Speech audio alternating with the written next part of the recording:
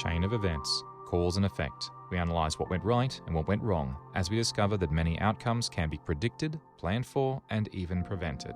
I'm John Chidgey, and this is Causality. Causality is supported by you, our listeners. If you'd like to support the show, you can by becoming a premium supporter. Premium support is available via Patreon and through the Engineered Network's Apple Podcasts channel subscription. Premium supporters have access to early release, high-quality, ad-free episodes as well as bonus material from all of our shows not available anywhere else. We're edging closer to our monthly goal to go advertising-free across the network, but we can only do that with your help. Causality is also a Podcasting 2.0 enhanced show, and with the right podcast player, you can also stream Satoshis as you listen at whatever rate you prefer, giving you complete control. The choice is yours. Just visit engineered.network/causality to learn how you can help this show to continue to be made. Thank you. Ocean Ranger. In early 1982, the semi-submersible, self-propelled offshore oil rig drilling platform, the Ocean Ranger, was drilling at well J34 in the Hibernia oil field, approximately 267 kilometers or 166 miles east of St. John's, Newfoundland, Canada. The oil field had only been discovered in 1979, in part driven by the oil shortage of 1973 and a broader market drive for oil reserve exploration in deeper offshore waters. Mobil Oil, the leaseholder, was drilling multiple wells in that field to map the extent of the reserves, of which well J34 was one of those exploratory wells, the third in that field that the Ocean Ranger had thus far drilled. At the time, two other similar platforms, although smaller, were also drilling in the area. The Sedco 706, that was 13.7 kilometers or 8.5 miles north-northeast, and the Zapata Ugland, 30.9 kilometers or 19.2 miles north of the Ocean Ranger. The Ocean Ranger was designed and built by Adecco International, the offshore drilling and exploration company of New Orleans, Louisiana, and the Norwegian firm of Fearnley and Eager AS. It was built at the Hiroshima yard of the Mitsubishi Heavy Industries in 1976. Technically referred to as a MODU, or Mobile Offshore Drilling Unit, and the design uses large, ballasted pontoons that sit beneath the water, and by using interconnected pumps and valve arrangements, these pontoons can be filled with water or air to adjust the rig's position in the water. This allows the working platform to be high enough above the sea surface level, and hence out of the reach of most waves, and therefore does not pitch and roll as badly as a ship would that was floating on the surface of the water. At the time, it was the largest rig of its kind to be launched at 121 meters long, 80 meters wide, and 103 meters tall. That's about 400 feet long by 260 feet wide by 340 feet high.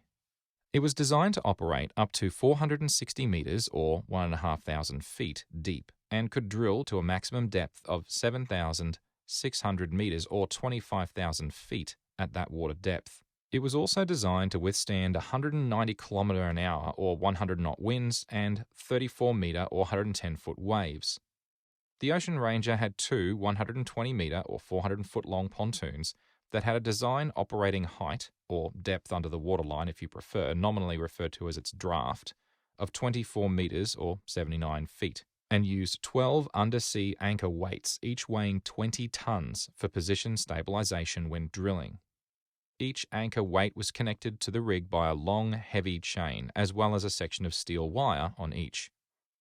Each pontoon was broken up into 16 individual sub-tanks for a total of 32 tanks, and of those, 24 were used for ballast, 4 for fuel oil, and 4 for drill water.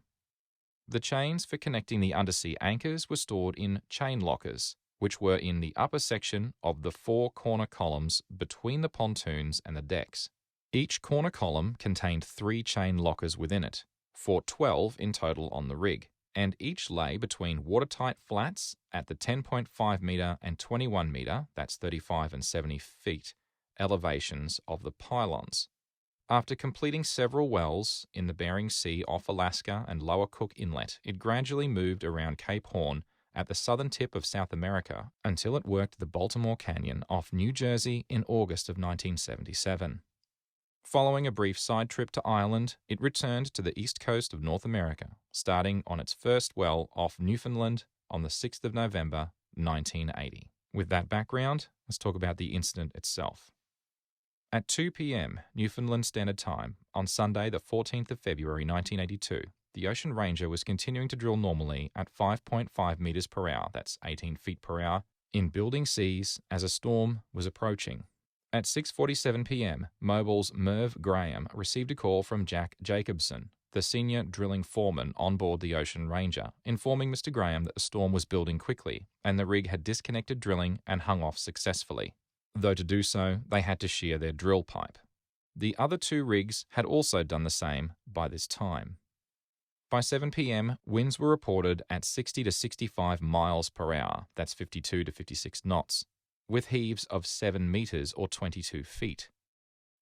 Sometime between 7:45 p.m. and 8 p.m., as heard over the VHF radio channels by nearby rigs and support ships, water was reported in the ballast control room. At 8:44 p.m., Mr. Jacobson once again called Mr. Graham, reporting 50-foot seas and winds of 90 to 100 knots, and reported that a portlight in the ballast control room had been broken by a rogue wave, but that it wasn't causing any issues and everything was functioning normally.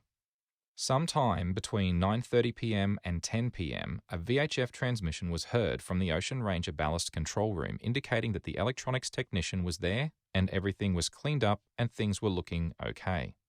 At 11:30 p.m., Rick Flynn, Mobil's shore-based radio operator in St. John's, received the weather report from the Ocean Ranger's weather observer, and there was no indication that the Ocean Ranger was experiencing any difficulties at that time. Sometime between 12:30 a.m. and 12:45 a.m., now on Monday morning of the following day, electrical power was restored to the ballast control system panel, most likely in an attempt to adjust the draft, that's the height of the rig above the waterline, or potentially as a troubleshooting measure. At 1 a.m., Mr. Jacobson called Mr. Graham, reporting a listing to the bow of 8 to 10 feet, although objectively he may have meant to say degrees, not feet, and that they were attempting to isolate the problem.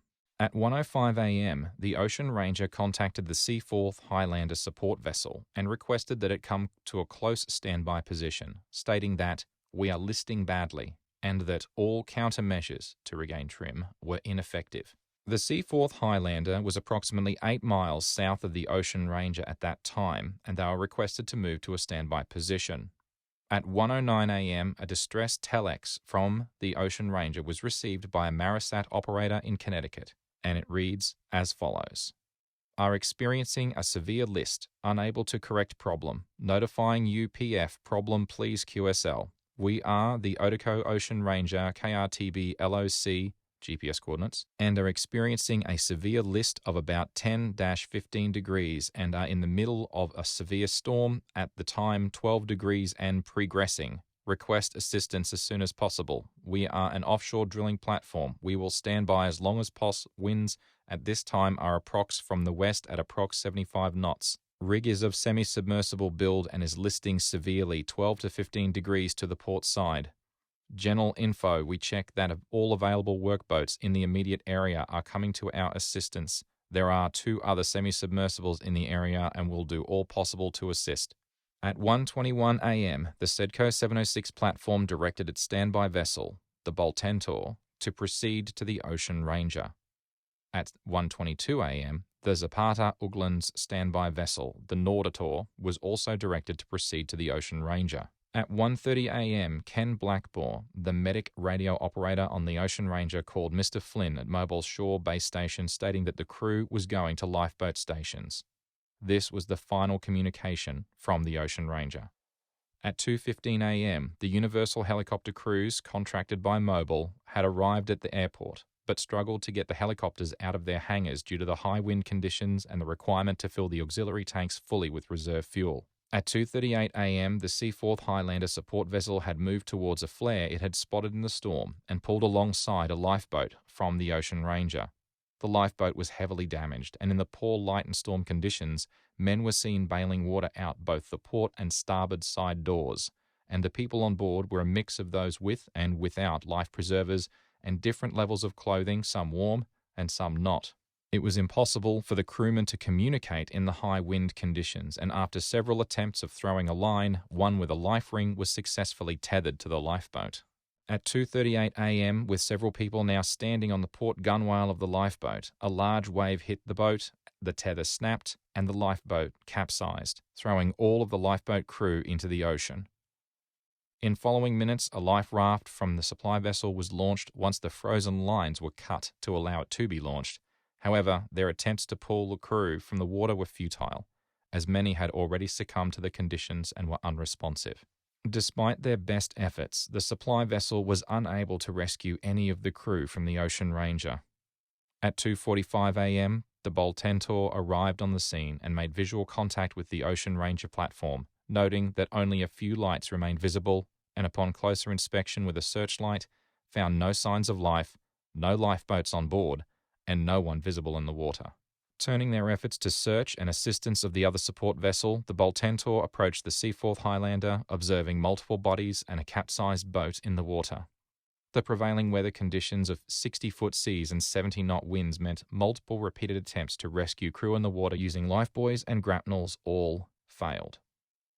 At 3:22 a.m., the first rescue helicopter was in the air, heading for the scene, despite the fact, in a less critical situation, the weather conditions at the time would never have allowed them to take off. At 3:38 a.m., the Nordator reported to the Sedco 706 platform that the Ocean Ranger had disappeared from its radar. At 4:35 a.m., a Universal helicopter finally arrived at the scene, taking over an hour to reach that location due to high headwinds and poor visibility. The Universal helicopters were designed for travel between the offshore rig and the mainland and were intended to land on a helipad, of which only those on the support vessels remained available to them. They were not outfitted with retrieval equipment and instead could only assist by directing search efforts on the surface. Later in the morning, additional search and recovery craft arrived on the scene. However, they were unable to save any of the crew of the Ocean Ranger. 84 people had died. Following the incident, a total of only 22 bodies were recovered from the ocean, with all of them succumbing to drowning brought on by hypothermia. A series of sonar and underwater surveys conducted by Mobil Oil Canada in February and March of 1982 located the wreck in an inverted position, approximately 150 meters or 500 feet to the southeast of the Hibernia J34 well at a seabed depth of 78 meters or 255 feet. The superstructure was crushed into the seabed and the rig was resting on its upper deck. The investigation was hampered by several factors. Firstly, there were no survivors from the crew of the Ocean Ranger. Secondly, most of the radio transmissions were not recorded and they were transient over VHF channels. Many of the people speaking could not be easily identified, and witnesses that overheard conversations had wildly different recollections about the times they heard them and what precisely was said. Thirdly, most of the observations of the Ocean Ranger visually were in extremely poor weather conditions during the early morning hours and also varied significantly from witness to witness. Finally, the rig predated SCADA-like logging and recording control systems, and hence there was very little specific in terms of timeline information available to the investigators. A Canadian Royal Commission spent 2 years looking into the incident. It was a joint federal-provincial Royal Commission and produced a highly detailed 392-page-long report with many recommendations. Let's talk a little bit about the rescue problems. The water temperature was minus 0.7 degrees Celsius, that's 31 degrees Fahrenheit, and without suitable protective clothing covering the whole body, loss of dexterity occurs in less than 2 minutes, exhaustion or loss of consciousness in less than 15 minutes. Beyond 45 minutes is not survivable. When you're working in a part of the world where ocean temperatures are that low, you'd think there would have been better protective suits and equipment. Let's talk about the lifeboats now. There were 2 lifeboats, number 1 and 2, on the Ocean Rangers that were built by Harding AS in Norway, each with a capacity of 50 people, and both were self-righting, as in they'd return to an upright position if they were capsized, provided that all the people on board were seated and there was no significant water ingress into the boat when it capsized. Each Harding boat was fitted with an offload release mechanism. Offload mechanisms only release the lifeboat once the weight of the boat is being supported by the water and hence the boat is floating of its own accord. There were two more lifeboats on the Ocean Ranger. They were built by Watercraft America Incorporated of Edgewater, Florida, and these were also self-righting fiberglass lifeboats that could house 58 people and used an on-load release mechanism, which means they could be released at any time. Interestingly, only one of the two watercraft models had been fitted ready for use on the Ocean Ranger. The other one was still waiting for installation and it was sitting on the deck. There were 10 20-person life rafts installed on the Ocean Ranger. However, none of them were used in the incident, as they could only be used by throwing them overboard, and then you entered the life raft via scramble nets at water level. The conditions didn't allow that to work. Lifeboat number 2 was the boat that encountered the Seaforth Highlander vessel, and a crack was noted in its hull running fore and aft parallel to the keel that allowed water to ingress into the center of the boat. The investigators couldn't definitively determine the cause of that split. However, it might have been incurred during the lowering of the lifeboat to water level in the storm conditions. Even with a moderate list of the platform to one side, the lowering path of the lifeboat might have impacted some of the protrusions on the support structure underneath the rig. It's also possible there was significant sway caused by the high winds, leading to an impact of the lifeboat with the rig structure, leading to a crack. But either of these possibilities can't be known for certain, as there were no witnesses to the lifeboat evacuation and the boats were heavily damaged in the storm following. Let's talk about the life preservers. 21 of the bodies recovered were wearing Billy Pugh Model 200 life preservers, of which the majority were from the Lot 1A manufacturing run of that model. The remaining person was wearing a Billy Pugh Model WVO 100 work vest. There were no protective survival suits on the Ocean Ranger, only life preservers and work vests. Lot 1A were given pre-approval by the Coast Guard and were tested for final approval in May 1976, where it was found that the vest had a tendency to slip off over the head of the wearer during a jump-in test. So in August 1976, the vest manufacturer was informed that the device fell short of life preserver performance requirements in that it had a lack of turning moment, that it did not keep the wearer's head far enough out of the water. Some of the initially built vests had already been sold at that point, and that was based on their pre-approval status. The final design adjustments following this feedback led to future lots of production not exhibiting that issue. Final approval was given in February of 1977. Following the investigation, the manufacturer was informed and they instituted a voluntary recall of devices from lots 1 and 1A, which is a total of 172 unapproved devices on the 12th of October, 1982. The Ocean Ranger supplies of these were marked with Coast Guard approval. However, these were predominantly the pre-approved vests that were sourced in early 1976. Let's talk about the portlight. The locking ring from porthole number 4 had a pronounced lip of metal on the edge of the ring that was adjacent to the portlight. Hence, it was most likely caused by the impact of a wave of a very short duration but a very high impact force. The portlight glass itself was manufactured in Japan to Japanese Industrial Standard, that's JIS, F2410 of 1955. The standard was 1955, not the glass. By recovering both the damaged and an intact portlight from the wreckage, the investigators found that it was 0.3 millimeters thinner than the as-built drawing said it would be, and the intact portlight was found to be extensively pitted, which is common in that operating environment. Problem with pitting is that pitting of the glass reduces the strength of tempered glass.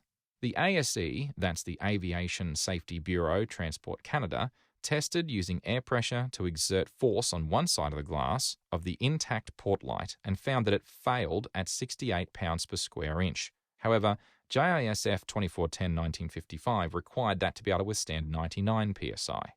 Intentional pitting of one sample demonstrated that its breaking strength dropped even further to only 54 psi. Therefore, the investigators concluded that the reduced thickness of the portlight, in conjunction with its surface pitting, combined to reduce the strength of the Ocean Ranger's portlight to 30% below the allowable minimum. So the portlight glass didn't meet the specification, the standards, or the as-built drawings.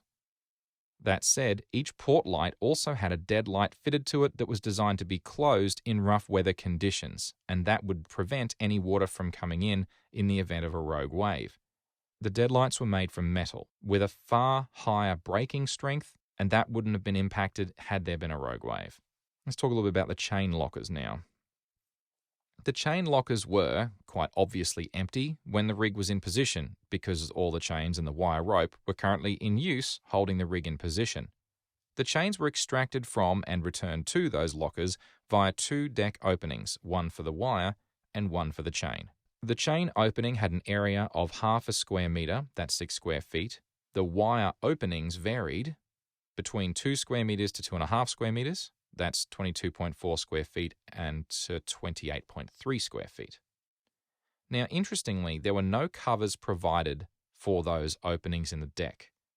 There was no drainage system in the chain lockers, and there were no dewatering pumps installed in any of those chambers. Finally, though, there was no alarm system to indicate if flooding had occurred in those chain lockers. So flooding or down flooding is important. So what is that? The entry of water through any opening in the hull or superstructure of an undamaged vessel, such as an open door or portal, loose or open hatch, ventilator opening, etc. So when down flooding occurs, in that definition it goes on and states, down flooding can occur due to a ship's trim, if she heels or lists, or if she becomes totally or partially submerged, end quote. Because in English, apparently all ships are female for some reason. I don't know.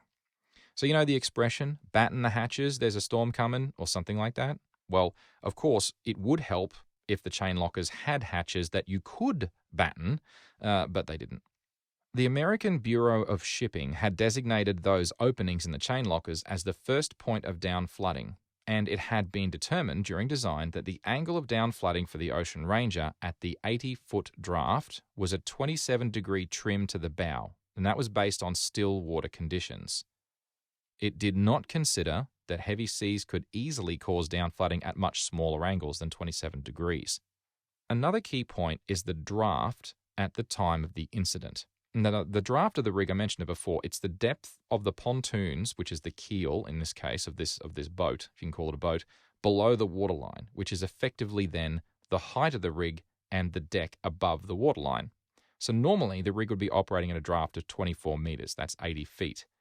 The investigators tested using a scale model in multiple configurations and environments following the incident and showed that a 93-foot draft and a bow trim in excess of 6 degrees led to very rapid downflooding. They also showed that downflooding was still possible in similar conditions experienced during the incident at only a 15-degree of bow trim. Now we need to talk about the ballast control system. So, as we previously mentioned, there were 24 ballast tanks in the pontoons, and controlling their levels were 6 pumps, with each tank interconnected via a series of pipes and control valves. The ballast control room was located in the third starboard column above tanks 10 to 13 at a height of 8.5 meters or 28 feet above the mean water level at a draft of 24 meters or 80 feet. Because it was situated in a support column, the room was circular and fitted with 4 portholes to allow the operator to observe supply vessel movement during the transfer of cargo supplies, but also to visually observe the draft marks indicated on the inside face of the 4 corner support columns. The furthest of these was on a column approximately 61 meters or 200 feet away, making reading those in particular impossible in bad weather, such as that was experienced during the incident. Each of the portholes was fitted with a deadlight, which is a hinged metal cover that can be closed when the portlight isn't in use or isn't required. During storm conditions particularly, even in normal conditions, a rogue wave is always a possibility, and industry practice is to keep them closed. However, there was no specific training or guidance for the crew to close them under normal operation, and it had become normal practice just to leave them open permanently. They were open during the storm leading up to the incident, and this allowed a significant amount of water to enter the control room when port light number 4 broke under pressure from a rogue wave. The control room was designated as a dry area, and as such, all the electrical equipment wasn't designed to be waterproof, and it wasn't even water resistant. The level of the tanks was determined via two sets of king gauges. Each of these were positioned at the end of each pontoon tank, a set each for ballast, fuel oil, and drill water. Placing the sensors at the end of the tank rather than in the center will give an excessively high or low reading when the trim isn't level. So just imagine a rectangular tank with liquid in it. Tip it down slightly on one end and all the water will run to that end. And the apparent water level measured from the top of the tank at the top end will show that it's very low. And if you measure it from the bottom end, the water level will appear to be very high. But in fact, the only true measurement is in the center, which is relatively constant no matter what the angle of the tank is. Now, to make things just a little bit more confusing, on the Ocean Ranger, the port and starboard level indicators were positioned on their respective opposite sides of the room physically, which really isn't intuitive. So the port was shown on the starboard side, the starboard was shown on the port side, because reasons, I don't know. The room had two sets of inclinometers that showed the rig's angle of trim and heel up to 15 degrees maximum in each axis. Each valve was pneumatically operated. When opened, the solenoid would actuate the valve block, and a limit switch indicating the closed position would turn off the lamp indicating that the valve was closed, and then, once the valve had arrived at open, could be up to 40 seconds later, the open limit switch would then indicate the valve was open. If an operator is paying attention, they can tell that the valve is stuck between those two states, as in open to closed or closed to open, so it's stuck in transit. But there was no alarm system to indicate that the valve had a travel fault after a set time delay. So if all power was lost, then all the valves were designed to fail closed, retaining the water in each tank and keeping it where it was. If air pressure was lost, then all the valves would also fail closed. Under loss of remote control, it was actually possible to manually operate the valves via a jack screw at the valve itself, and the pumps could be operated manually from the pump room. Having said that, if manual attempts were to be correctly coordinated, since the king gauges were only present in the ballast control room, anyone present in the pump room would need to use the public address system to coordinate their efforts. In the event air pressure is available, but there's no electrical supply, it's still possible to actuate the valves from the valve solenoid control block using a small round object the size of a small pencil to force the actuator as a form of a manual override. The electrician representing the owners during the construction of the Ocean Ranger had arranged for a box of brass rods to be stored behind a control panel in the ballast control room in case of emergencies on board the Ocean Ranger. Now, what follows are two slightly different theories to explain the evidence that was found. The more likely scenario first. Shortly after midnight, when the ballast control panel was re-energized, it was likely that there was still water ingress into the valve actuators, and that caused erroneous operation. Valves moved when they shouldn't. Whilst there's no specific evidence to confirm that, the most plausible explanation is that the sea chest valve, which is P32, opened, and that allowed external seawater into the distribution manifold header.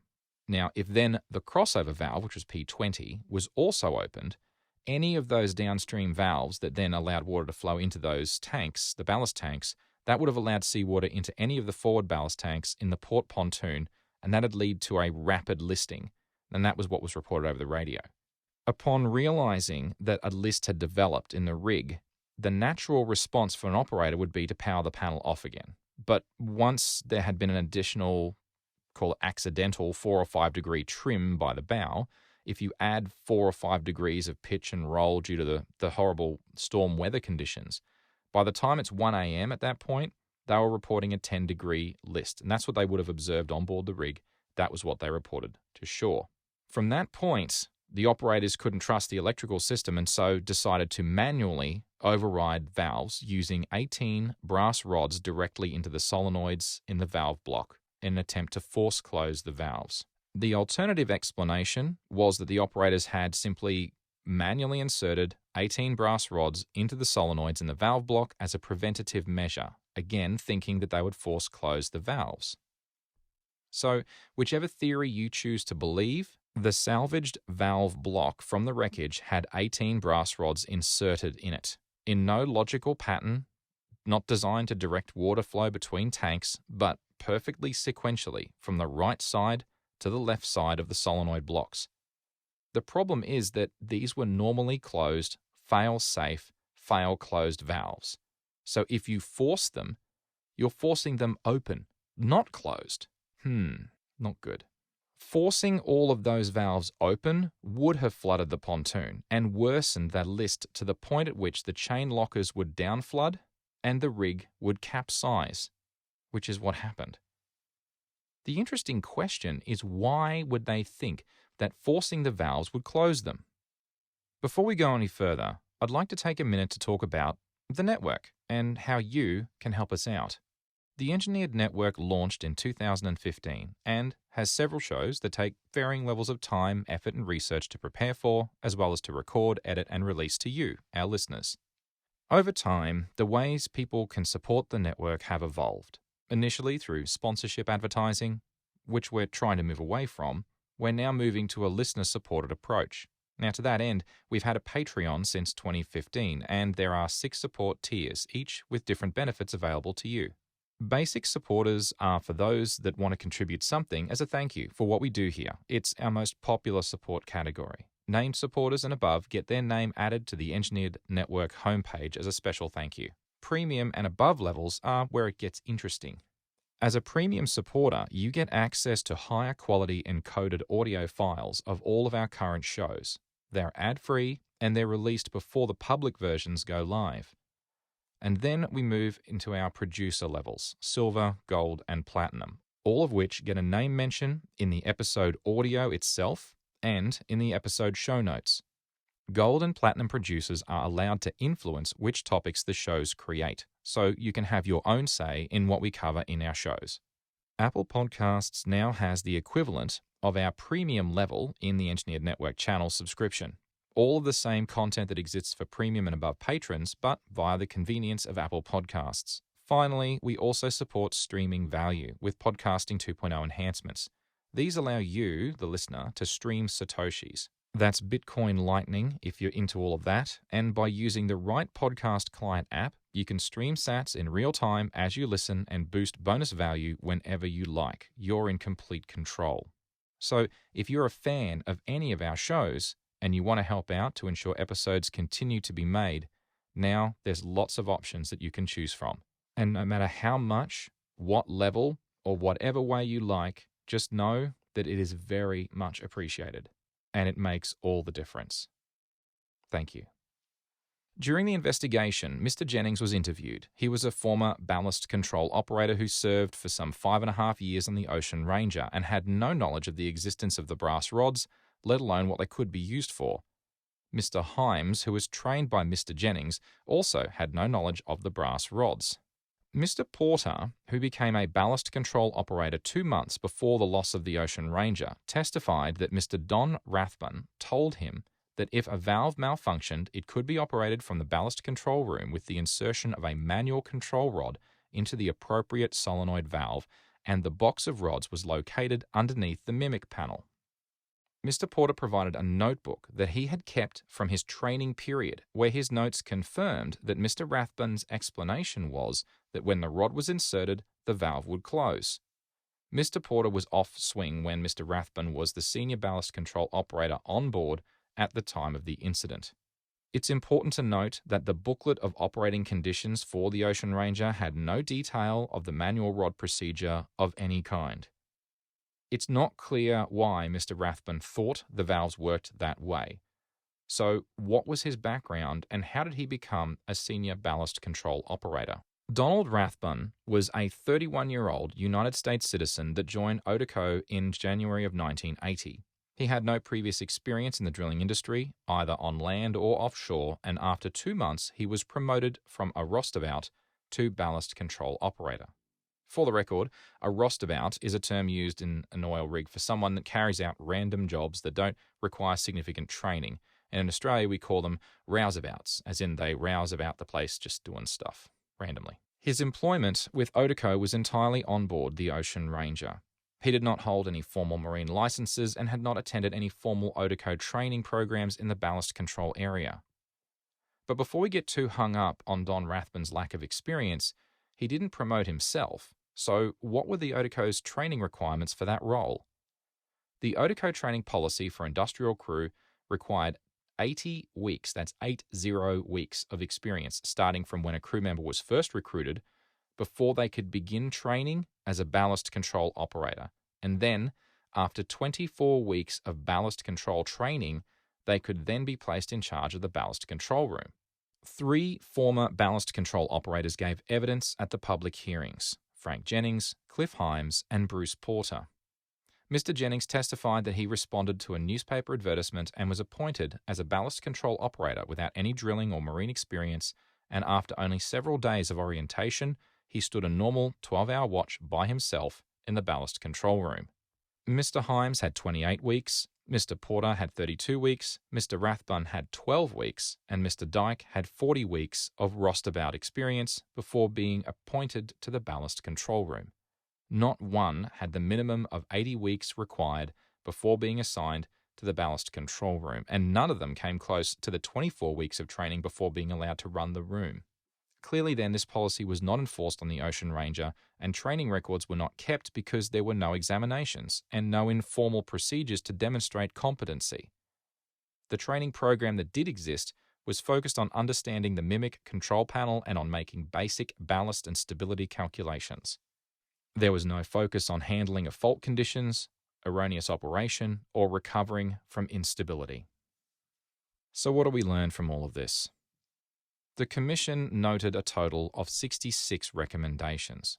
We're going to focus on one of the formal ones and a few others that weren't called out technically as recommendations but were still mentioned.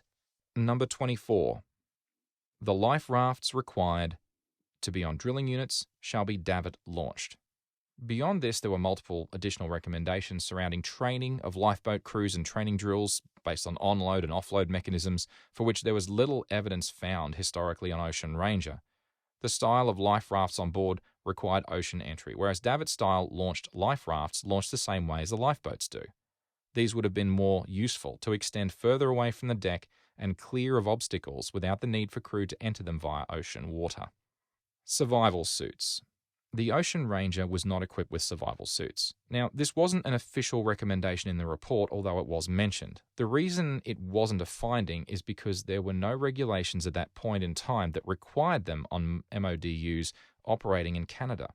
Having said that, 8 months before the incident, on the 7th of July 1981, the Canada Oil and Gas Lands Administration, that's COGLA, had issued a telex to all offshore operators recommending that survival suits be installed on all MODUs and their support craft operating on the east coast of Canada and in the Arctic.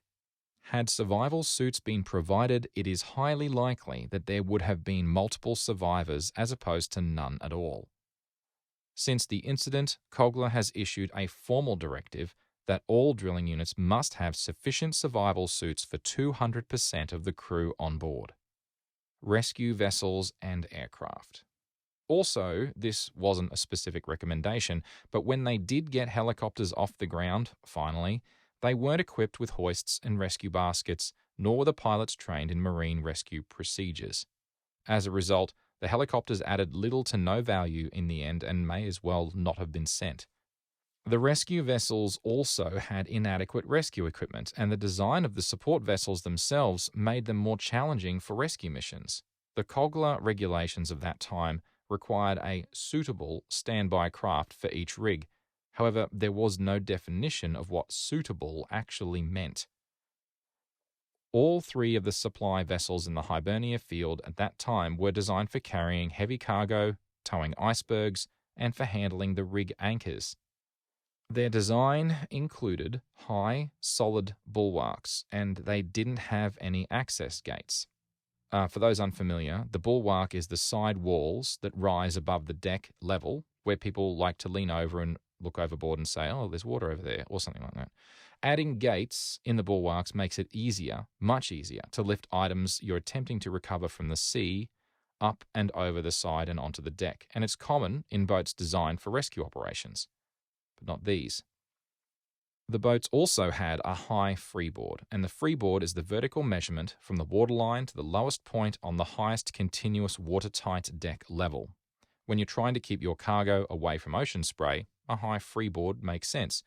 When you're trying to rescue objects from the water level, it doesn't.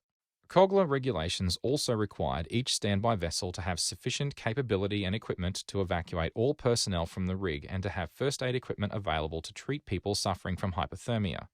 None of the 3 support vessels had special rescue equipment other than life rings and throw lines. They should have had a crane with a rescue basket or a net at the very least. Their crews also had not been trained in rescue operations nor in the treatment of hypothermia, though, in this case, it was never required since they couldn't rescue anyone out of the water. Let's talk briefly about the aftermath. Since the wreck of the Ocean Ranger had its topmost point situated approximately 30 meters below the surface, the wreck posed a danger to shipping channels through the area, and a decision was made to move it to deeper waters. In August 1983, the wreck of the Ocean Ranger was refloated and sunk in deeper waters by Weissmuller Salvage.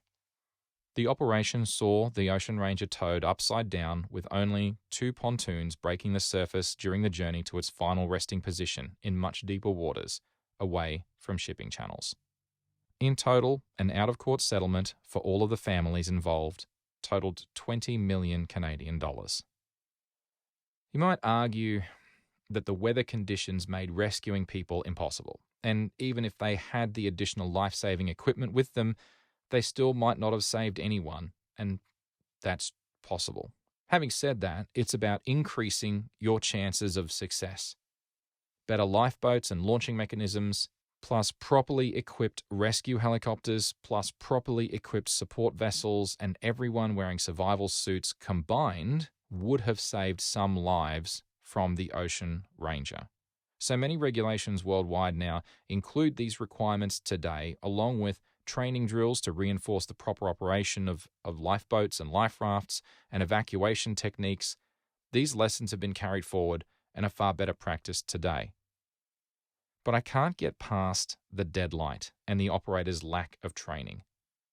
People were put in that position based on their personal interest in being in the ballast control room rather than knowledge or training or understanding, which is frankly unconscionable. As an electrical engineer, I've worked with control valves for nearly 25 years, so it's obvious to me how they work. But if you're not trained, or you haven't used those, then it's easy to get it wrong, and they did get it wrong in a very, very big way. The Ocean Ranger was one of 3 platforms in the same storm conditions, and it was the largest of the 3, and yet it sank. And so the thing is the deadlight.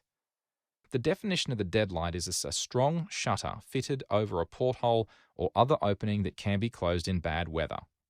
That's the definition. You'd think that given the storm was one of the worst they'd encountered, that they would have closed the deadlights, but then the habit of leaving them open just in case you need to check the draft level, well, they never closed them. Had they fitted remote draft indicators and wired them back to the control room, they could have confirmed the draft reliably with the deadlights all closed, and then this wouldn't have happened. But once again, we come back to training. The semi-submersible platforms are an amazing design evolution for what they can do. They're an impressive sight to behold. But there's a lot crammed into a very small space, and that makes it a pressure cooker of many different systems that all need to function properly to keep everyone safe on board.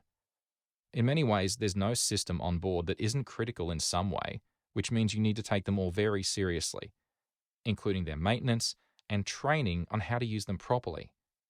In the case of the Ocean Ranger, there was a perception that the ballast control system was fail-safe and straightforward.